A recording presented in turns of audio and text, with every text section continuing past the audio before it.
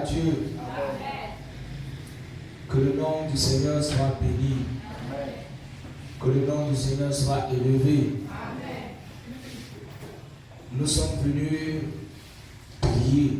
Mais avant de prier, nous allons suivre quelques conseils. Quelqu'un peut dire Amen. Amen.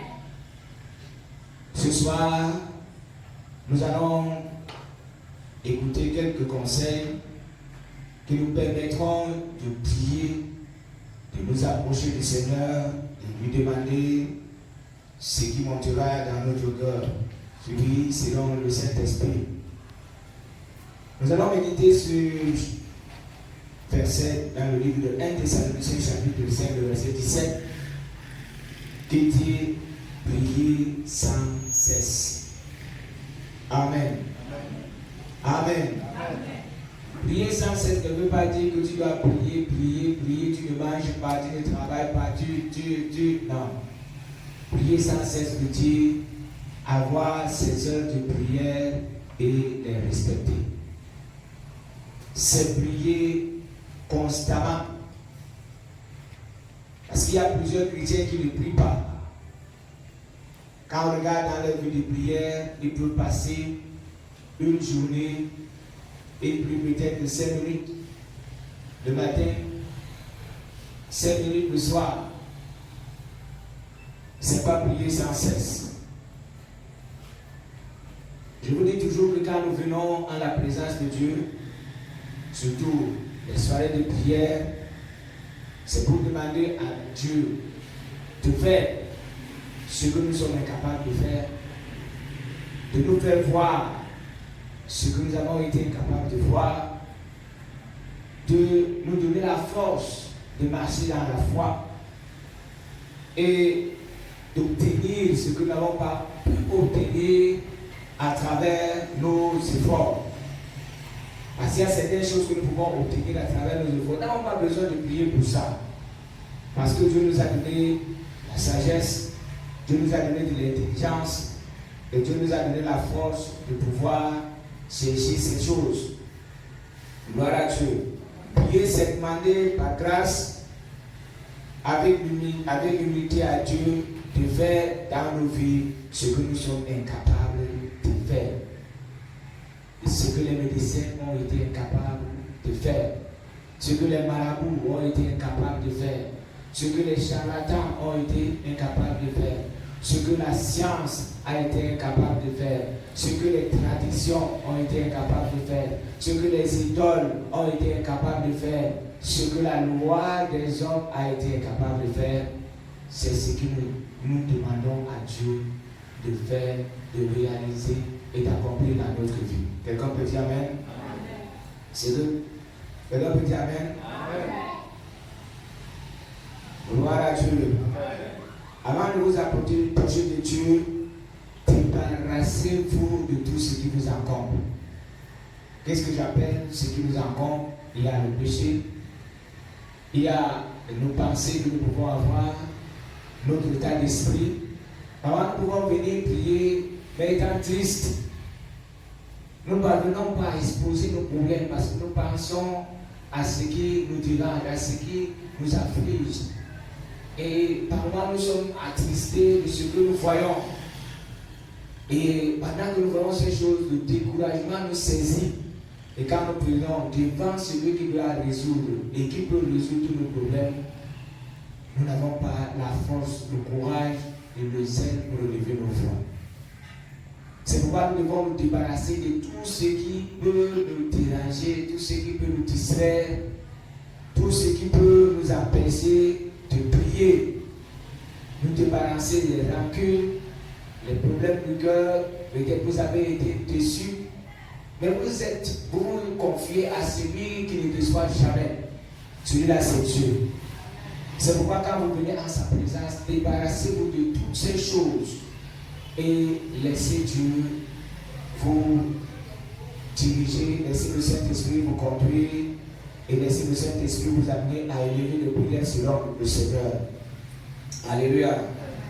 Vous ne pouvez pas être l'ami de Dieu si vous n'aimez pas vos prochains. Ça veut dire que quand vous venez prier le Seigneur, il faut d'abord aimer vos prochains. Aimez-les. Aimez vos prochains. Parce que si vous n'aimez pas vos prochains, ne vous approchez même pas de Dieu. Ne vous approchez pas. De même, si vous ne pardonnez pas votre prochain, vos prières aussi ne seront pas exaucées. Il y a plusieurs personnes qui pensent qu'ils peuvent être bien avec Dieu, mais même si on est mauvais avec les chrétiens, même si on est mauvais avec les voisins. Ce qui fait que beaucoup de personnes, je dis plusieurs personnes vont à l'église, mais peu de personnes sont exaucées.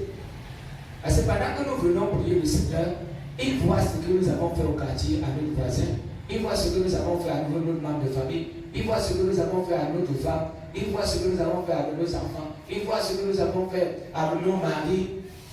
Et ce Dieu ne peut pas nous donner ce que nous lui demandons si ces choses ne sont pas, si ces problèmes ne sont pas résolus. C'est pourquoi il a dit que celui qui veut donner son offrande, s'il se rappelle, avant de donner son offrande, qu'il a un problème avec quelqu'un, il doit déposer son offrande à côté et il doit d'abord aller se réconcilier avec les personnes avant de venir donner son offrande. Donc, si pendant que je suis en train de prêcher, vous pensez que ce que le pasteur est en train de dire, ah oui, j'ai eu un problème avec quelqu'un, avant de commencer à prier Dieu, dire oui Seigneur, je sais, j'ai eu un problème avec quelqu'un aujourd'hui, mais dès que je sors de la réunion, je vais rencontrer la personne pour me réconcilier. Ou bien, non, je ne veux pas voir la personne aujourd'hui, demain ou après-demain, mais lundi prochain, je vais rencontrer la personne et je te promets Seigneur que je vais me réconcilier avec la personne avant de commencer à prier. Donc, beaucoup de personnes prient. Si nous voyons, il y a des temples de prière, il y a des groupes de prière, il y a, je ne sais pas, il y a beaucoup d'endroits, je dis, où les gens vont aujourd'hui prier. Il y a certaines personnes qui gênent, d'autres se déplacent, même vont dans ils vont dans des lieux où plusieurs personnes se rassemblent pour invoquer Dieu. Mais nous constatons que quand ces personnes rentrent, là où elles étaient, on constate que rien n'a changé dans leur vie. Tout ce qu'ils ont demandé, à Dieu, quand on regarde dans leur vie, on constate que ces personnes n'ont pas eu d'exaucement. Tout ça, ce n'est pas parce que Dieu a changé. Parce que ceux-là ne sont pas selon la volonté de Dieu. Que c'est dans le plan de Dieu. Dieu qui dit qu'il faut d'abord se réconcilier avec les personnes. Il faut d'abord abandonner le péché. Il faut d'abord aimer Dieu. Il faut d'abord aimer sa parole. Il faut d'abord toutes ces conditions des personnes. Ces personnes ne les remplissent pas. Mais elles ont besoin d'arracher entre les mains de Dieu ce qu'il a promis. C'est pourquoi j'ai l'habitude de dire que cessons de courir derrière les promesses de Dieu, mais courons derrière Dieu. Quand nous allons attraper ce Dieu, quand nous aurons ce Dieu, quand nous aurons ce Dieu tout près de nous, ça veut dire que quand ce Dieu va nous embraser, c'est ce que je voulais dire, tout ce que nous allons demander, le Saint-Esprit nous quittera et nous verrons nos vies changer. Mais nous voyons aujourd'hui que les gens courent seulement, ils vont là où, non, il faut, Dieu a promis telle chose, c'est sur ça qu'on s'approche. Dieu a promis tel miracle, c'est sur le miracle qu'on s'approche. Dieu a promis c'est sur la richesse qu'on s'approche. Dieu a promis, c'est sur ça. Mais on ne cherche pas Dieu. C'est pourquoi nous devons d'abord chercher ce Dieu. La mauvaise relation que tu as avec ton voisin, avec ton prochain, peut t'empêcher d'être exaucé. Jésus-Christ est notre modèle. Et nous devons prier quand nous voulons prendre une décision. Il y a peu de personnes qui le font. Il y a pour d'autres, quand ils ont déjà échoué, c'est à ce moment qu'ils commencent à prier Dieu. Oh Seigneur, viens. Difficilement, on demande à Dieu, Seigneur, je voudrais prendre une décision, je veux m'engager à faire telle chose. Est-ce que tu es avec moi? Est-ce que tu peux m'accompagner? Est-ce que tu peux me révéler? Non. C'est quand on échoue. Maintenant, on va voir ce que Jésus a fait. Luc chapitre 6, 12, 13. En ce temps-là, Jésus se rendit sur la montagne pour prier et il passa toute la nuit à prier. Toute la nuit. Regardez, Jésus qui était fils de Dieu, lui passe toute la nuit à causer avec son Père. Parce qu'il sait que demain matin, il doit prendre une décision. Il passe toute la nuit à prier. Mais pour nous qui sommes des chrétiens, nous ne réfléchissons même pas. Par moment, dans la colère, on prend la décision, boum. On ne pense pas que non. Dans cette situation, je dois prier d'abord Dieu. Et quand le jour parut, il appela ses disciples et il en choisit 12 auxquels il donna le nom d'apôtres. Donc il y avait beaucoup de personnes, beaucoup de disciples. Mais quand il a prié, il a choisi 12 auxquels il a donné le nom d'apôtres. Après avoir prié pendant toute la nuit. Mais toi, quand tu pries pendant 5 minutes, tu penses que tu as tout prié. 10 minutes, tu penses que tu as tout prié. Et quand tu es en face des situations, tu ne peux même pas réfléchir qu'il faut prier avant de prendre une décision. Tu prends seulement ta décision, pop. Et quand tu échoues, c'est à ce moment que tu commences à prier.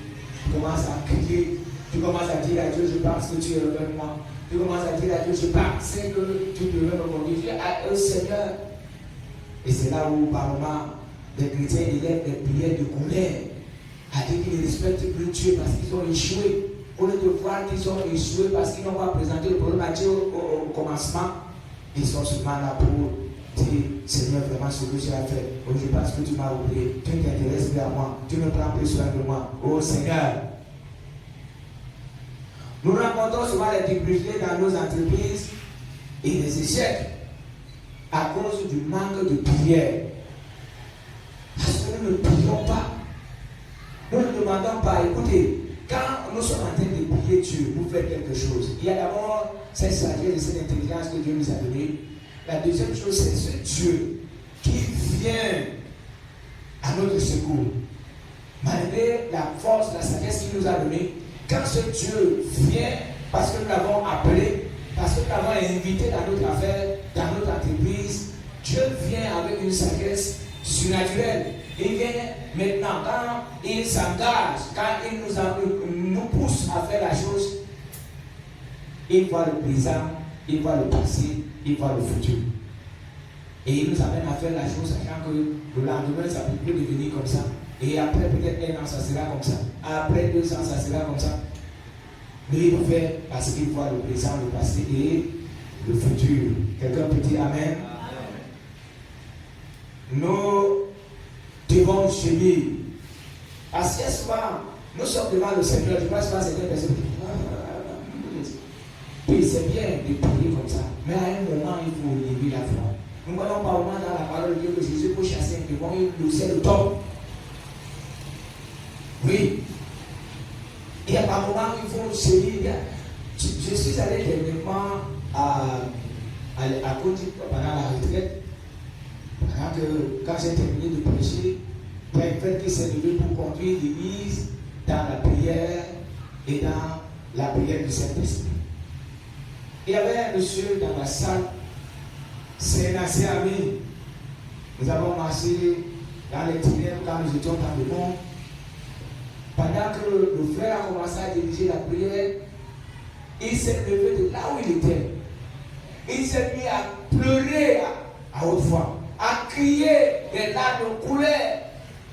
Il est parti, il avait besoin du Saint-Esprit, il s'est levé, il est monté devant la chair. Pendant que les autres personnes montaient aussi pour la prière, certains montaient en souriant, d'autres montaient comme si elles n'étaient pas pressées, d'autres montaient comme si elles n'avaient même pas besoin. Mais cet homme montait en pleurant, en criant. Je l'ai regardé, j'ai vu comment un vieux, un monsieur pleure. Un monsieur comme il a pleuré, comme s'il a perdu sa femme, comme s'il a perdu son enfant. Quand il est monté, il s'est achevé et il a pleuré, les larmes coulaient. Et quand j'ai vu que le cœur de cet homme est touché, je me suis approché de lui. Je lui ai posé les mains. Pendant que j'allais te prier, le Saint-Esprit est descendu sur lui. Boum! Et à l'instant, il s'est mis à parler en langue. Voilà ce qu'il cherchait depuis. Il est dans la foi depuis des années, sans Saint-Esprit. Et pendant que je pose les mains, le Saint-Esprit descend. Dieu a vu son cœur. Parce que son cœur était brisé. Il a vu ses larmes. Mais aujourd'hui, les chrétiens prient. Certains qui savent qu'ils sont en danger. Mais ils prient comme s'ils étaient en train de causer avec quelqu'un. Non. Par moment, il faut. Même la Bible nous conseille par moment que nous devons briser le cœur. Que nos cœurs soient brisés. Pendant que nous prions, nous devons gémir. Lamentation du devoir, lamentation de 19 du devoir. Lève-toi, pousse des gémissements à l'entrée des villes. Pousse des gémissements à l'entrée des villes. Alléluia. Attends. Il dit, lève-toi, pardon, pousse des gémissements à l'entrée des veilles. C'est des veilles, pardon, des veilles de la nuit. Repends ton cœur comme de l'eau en présence du Seigneur. Lève tes mains vers lui pour la vie de tes enfants qui meurent de faim au coin de toutes les rues. Alléluia.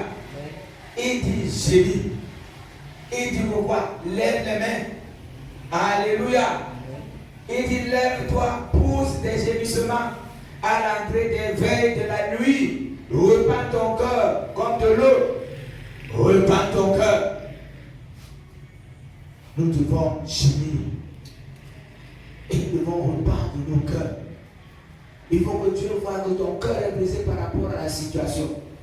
Que ton cœur est brisé par rapport au problème que tu as. Tu ne sais pas ce que tu as apporté ce soir devant le Seigneur.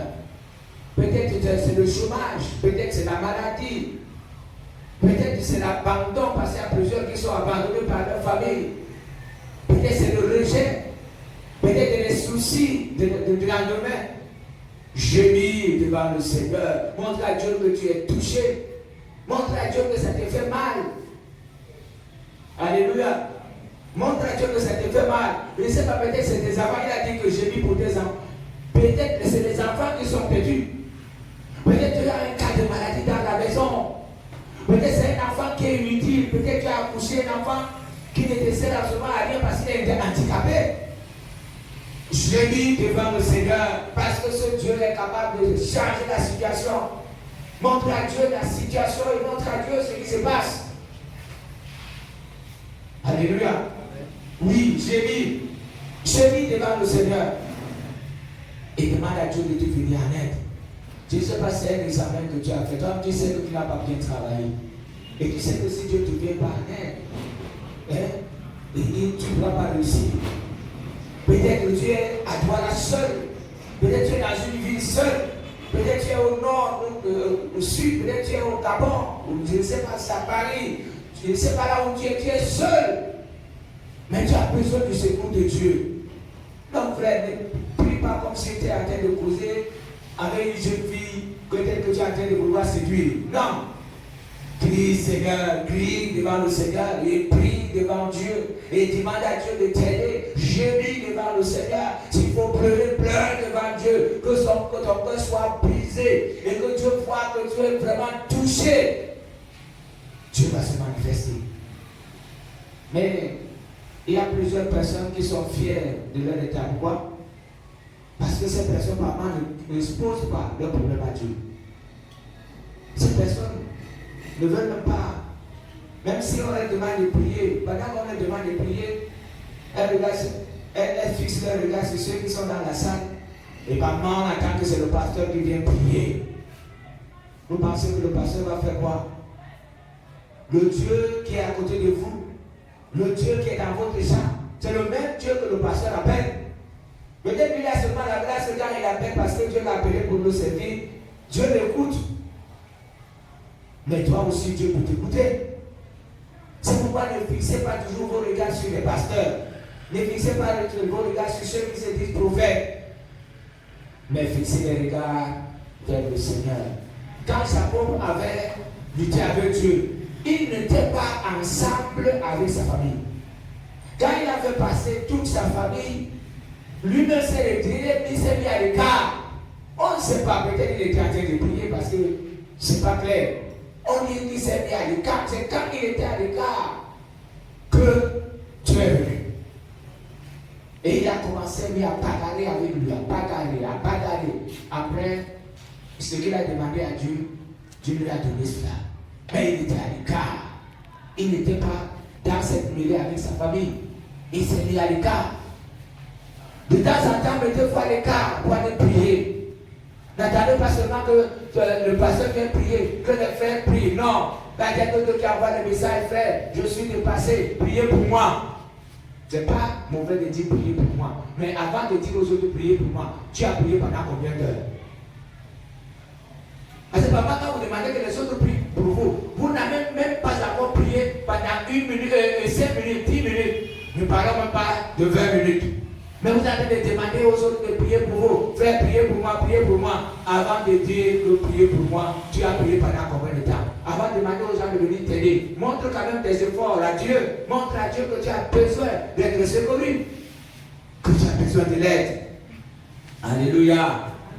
Alléluia. Gloire à Dieu. Comme je disais, nous devons présenter à Dieu nos situations. Et pendant que nous présentons à Dieu nos situations, nous devons les présenter par la foi. Nous savons que notre Dieu est capable de résoudre nos problèmes. Et nous devons attendre le miracle de Dieu. Parce qu'il y a certaines personnes qui n'attendent pas le miracle. Pourquoi? Parce que quand ces personnes terminent de prier, elles continuent toujours à avoir leurs problèmes. Comme si le problème est compliqué. Comme si Dieu est un petit Dieu, il ne peut pas résoudre ce problème. Comme si ce Dieu ne peut pas agir. Non. Notre Dieu est capable d'agir. Nous devons fixer nos regards sur lui. Et nous devons toujours lui faire confiance et attendre le miracle de Dieu. Et attendre que ce que ce Dieu a promis, il est capable de nous le donner au nom de Jésus-Christ. Alléluia. La Bible nous dit, demandez jusqu'à ce que votre joie soit parfaite. Mais il y a plusieurs chrétiens qui se découragent. Le chrétien a prié pendant une semaine, il arrête de prier. Après, il va dire non, mais je ne sais même pas ce que le chrétien a dit. Le chrétien a prié peut-être pendant 1 mois. Après, il arrête. Mais la Bible nous dit, dans Jean chapitre 16, verset 24, jusqu'à présent, vous n'avez rien demandé. Par rapport à ta situation, jusqu'à présent, tu n'as rien demandé. C'est pour ça que tu ne vois pas le changement. Quel problème te tracasse ces derniers temps? Tu n'as pas encore prié. Si tu as prié pendant 2, 3, 4 jours, tu n'as pas encore prié. Pour te montrer que tu as prié, il faut que ta joie soit parfaite. Ta joie sera parfaite quand tu feras l'exaucement de Dieu. Est-ce qu'on peut dire Amen? Amen. Et quand tu feras l'exaucement, tu sauras que tu as prié. Ça peut te prendre des heures, ça peut te prendre des jours, ça peut te prendre des semaines, ça peut te prendre des mois, ça peut te prendre des années. Tout dépend de Dieu. Et par moment, Dieu ne répond pas nos prières à l'instant parce qu'il voudrait nous former. Oui, il voudrait entendre ta voix régulièrement. Il voudrait entendre ta voix. Et vous savez, quand Dieu vous forme dans un domaine, vous devenez un expert. Pourquoi? Parce que le Saint-Esprit de Dieu vous accompagne à faire la chose. Dieu peut voir, il veut vous former. Il laisse que le mal reste là pendant une semaine. Et pendant que vous êtes en train de prier pendant une semaine, pendant 1 mois, pendant 1 an, vous êtes en train de suivre la formation. Dès que vous finissez la formation, Dieu vous délivre de ce problème. Et après, vous commencez à former les autres. Mais quels sont ces chrétiens qui acceptent la formation de Dieu? On voit seulement que Dieu n'a pas mis d'agir. On voit seulement que Dieu n'a pas bien fait. On voit seulement. Non. Alléluia. Dieu est capable de changer et de changer vos vies. Et de transformer vos vies. Tout dépend de vous. Ça dépend de la manière dont vous vous engagez. Et la Bible nous dit encore, dans le livre de Colossiens 4:2, persévérez dans la prière. Veillez-y avec action de grâce. Persévérez. Pas prier pour un instant. Persévérez. Priez constamment. Continuez à prier. Continuez à élever vos voix. Pas pour un jour, mais pendant des jours et pendant des années. Persévérez. Maintenant, il dit veillez avec action de grâce. Ça veut dire, moi je comprends par là que Quand Dieu exauce maintenant, nous devons, comme je vous disais, attendre l'exaucement. Quand Dieu exauce, vous voyez que Dieu vous a exaucé parce que vous étiez en train d'attendre l'exaucement. Après l'exaucement, vous devez rendre grâce à Dieu. Parce qu'il y a beaucoup de personnes qui sont ingrates. Elles disent que Dieu a exaucé, mais on est toujours insatisfait. On ne peut pas dire à Dieu merci parce que peut-être on a demandé deux choses, Dieu a seulement donné une chose. Il dit non, vraiment il faut qu'il me donne d'abord la seconde chose pour la grâce. Non. Apprenez à dire merci à Dieu. N'est-ce pas les 10? Les 10 lépreux qui ont été guéris. Un est venu. Jésus a dit que où sont les autres? Il n'y avait pas seulement ceux étrangers pour venir rendre grâce. Où sont les autres? Alléluia. Alléluia. Alléluia. Nous prions souvent comme si nous sommes désintéressés. Allez voir ceux qui font la danse traditionnelle.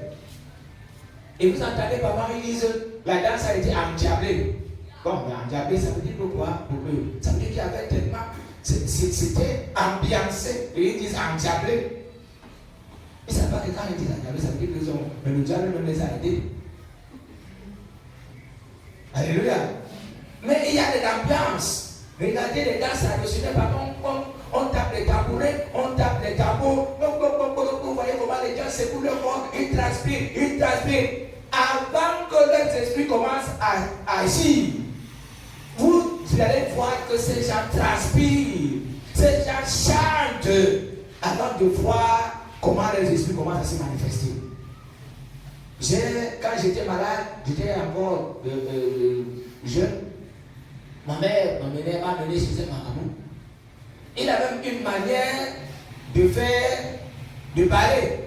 Il mettait une machette comme ça sur un caillou et il soulevait la machette comme ça.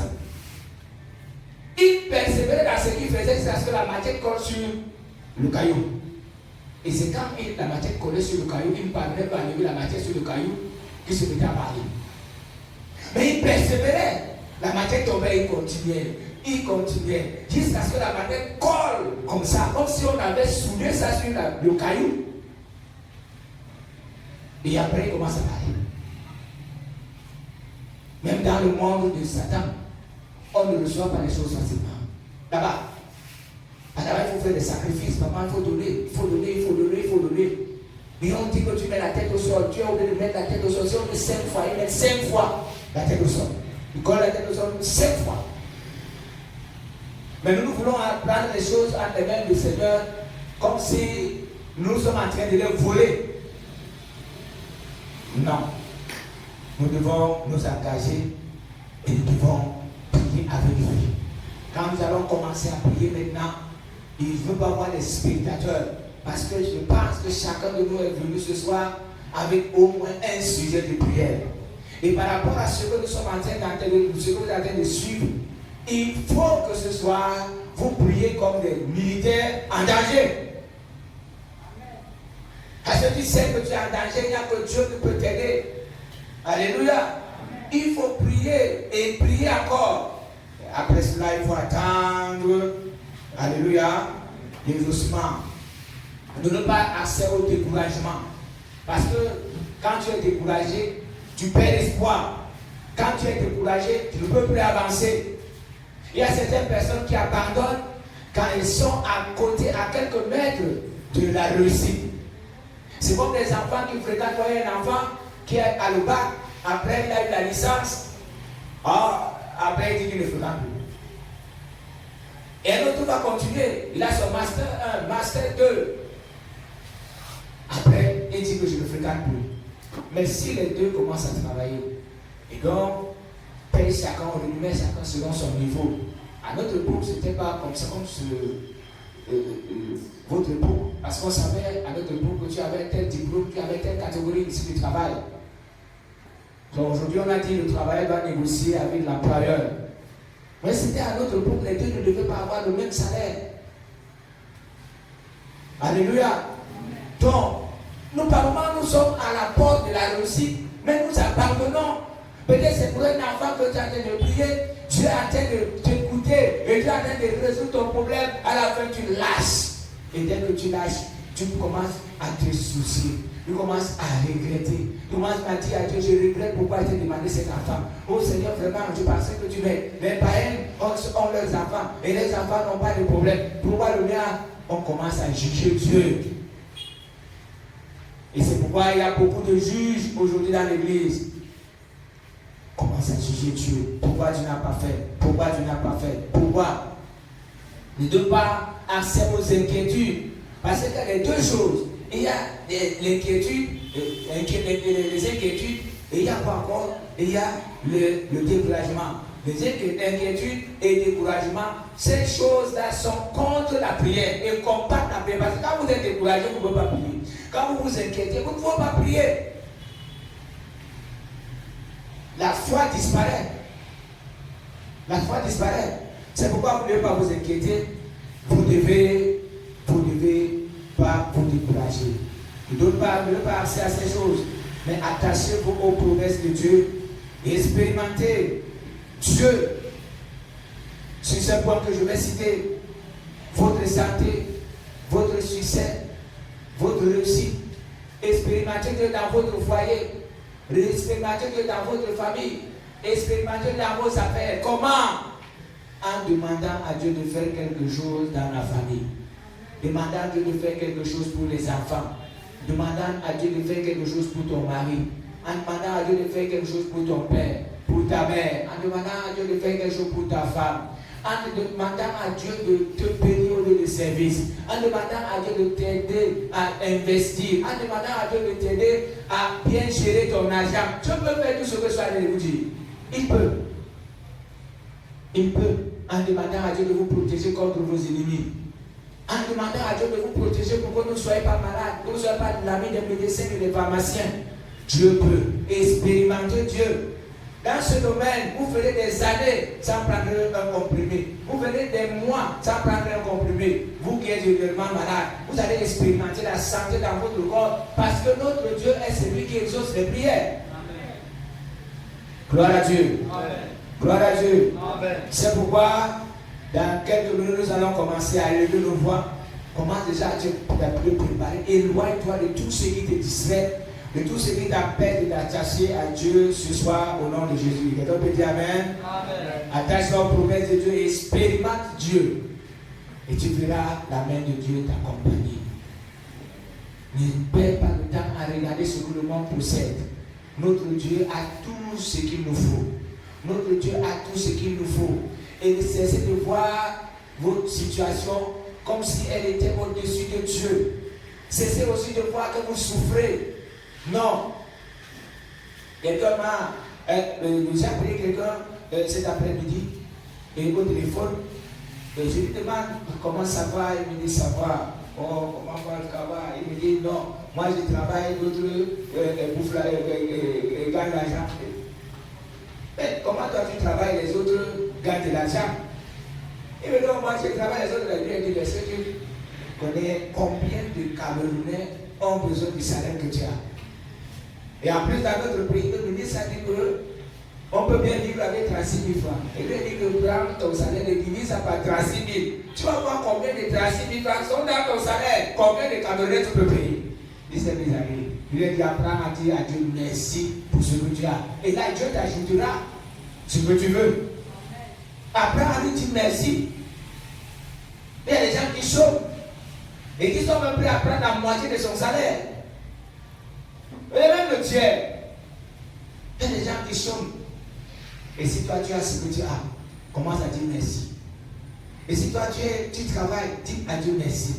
Et dis pas que vraiment je souffre à cette vie. Et si Dieu était avec moi, je pouvais. Il y a des jeunes filles comme toi qui se prostituent pour manger. Il y a des jeunes comme toi qui par mois sont obligés d'aller voler pour manger. Et si toi tu as le pain quotidien que tu as aujourd'hui, dis merci à Dieu. Amen. Et là Dieu ajoutera encore. Amen. Nous qui sommes des pasteurs, nous sommes à l'écoute des gens, à l'écoute des personnes qui passent des moments difficiles. Quand vous allez pleurer que vous êtes à Douala pour gagner 35 000, vous allez trouver un autre qui est à Douala qui a 10 000. Et un autre là, il n'a rien. Et il ne sait même où dormir. J'ai rencontré un dernièrement et il dort à l'église. C'est à l'église qu'il dort. Il n'a pas où dormir. Heureusement que le pasteur a accepté d'ouvrir l'église. Et il n'est pas seul. Il me dit que dans l'église, nous sommes nombreux comme ça, nous n'avons pas où aller. Mais le pasteur nous permet de dormir à l'église. Mais toi, tu as eu ça. Peut-être tu es au studio. Mais tu es en train de voir que tu souffres. Non. Que notre Dieu nous aide. Amen. Et que notre Dieu nous accompagne. Amen. Et que chacun de nous commence à se contenter de ce qu'il a. Quelqu'un peut dire Amen. Amen. Que chacun de nous soit content de ce qu'il possède. Quelqu'un peut dire Amen. Amen. Et qu'il commence à prier le Seigneur en lui disant Seigneur, je pense que tu vas m'aider et tu vas augmenter ce que j'ai au nom de Jésus. Amen. Que le Seigneur vous bénisse. Amen. Ne priez plus comme ceux qui se baladent à l'église, comme ceux qui ne savent quoi faire. Mais priez comme ceux qui savent ce qu'ils demandent, ce qu'ils cherchent. Que le Seigneur vous bénisse. Nous allons prier le Seigneur, notre Dieu et notre Seigneur. Merci pour cette parole. Merci pour tout ce que tu fais au milieu de nous, Seigneur. Merci pour ce message qui nous donne de la force et qui nous pousse à la prière ce soir. Notre Dieu et notre Seigneur, nous avons besoin de toi. Pendant que notre Dieu, nous allons nous prosterner pour élever nos voix, nous avons besoin de ton Saint-Esprit. Nous avons besoin de ta grâce. Nous avons besoin de ton secours. Nous avons besoin de ton soutien. Nous voulons, notre Dieu, nous tenir à ta présence en oubliant tout ce qui pouvait nous déstabiliser, tout ce qui pouvait nous décourager. Nous voulons enlever tout cela sur notre voix et nous voulons élever nos voix, Seigneur notre Dieu, pour que nos voix soient entendues par toi. Seigneur, je prie au nom de Jésus-Christ. D'étendre ta main, notre Dieu, sur ton peuple, pour que nous soyons ce soir, notre Dieu, unis avec le Saint-Esprit pour demander ce qu'il nous faut. Nous nous remettons entre tes mains, Seigneur. Nous prions au nom puissant de notre Seigneur Jésus. Amen.